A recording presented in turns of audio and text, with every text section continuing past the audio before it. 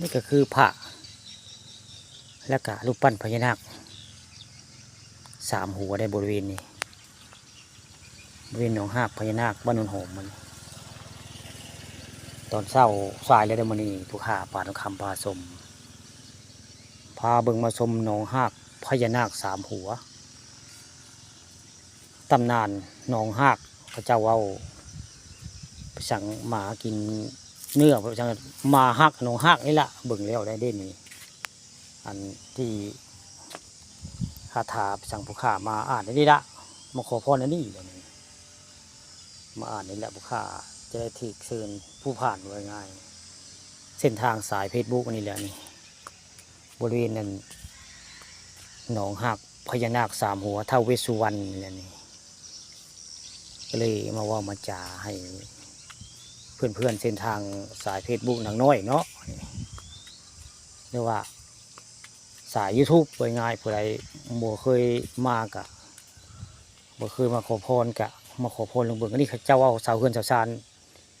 ตำนานบ้านเฮือนเขาเจ้าอยู่ในนี้เนี่ยเขาในหนองหากนี่เฮือนตะกี้ตะเก่าเขาเจ้าหมู่นี้ตำนานอันพระเดชนางไอ้สั่งเขาว่านั่นแหละผู้ข้ากับบ่สันทัดประเด็นเรื่องนี้แต่นี่คำว่า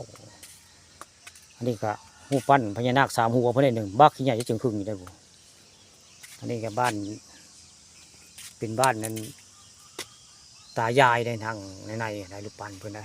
นี่อันนี้ก็คืออันท้าวเวสสุวรรณหันหลังใส่ตอนเช้ามื้อนี้ผู้ข้าป่าทองคำพาชมพามาชมเสาเฮือนเสาซ่านตะกี้ตะเก่าเขาเจ้ามงหนองหากนี่แหละหนองไม้ก็งามใช่เรื่องเชิมหนองไม้ก็ได้แล้วก็พญานาค3 หัวคักใช่พญานาคก็ได้นี่ตัวบ้าขี้ใหญ่ได้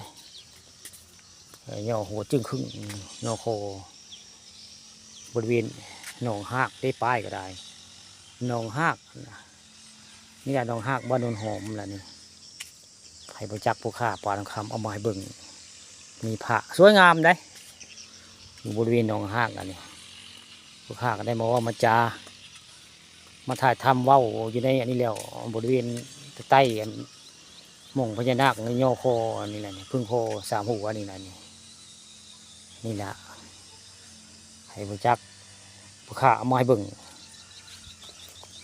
หนองหากรูปปั้นพญานาค3 หัวบ้านโนนโหม